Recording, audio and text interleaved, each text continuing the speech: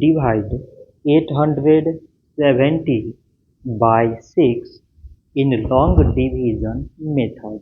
6 times 1 is 6.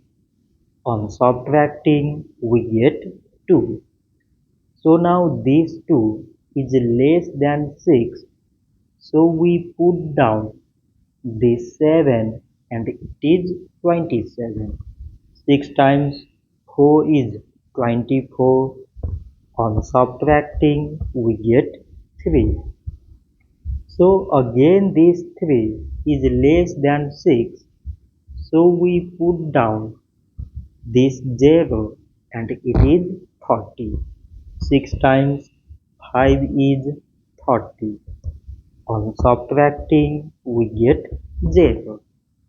So 870 divided by 6 is 145. So this much for today and thanks for watching.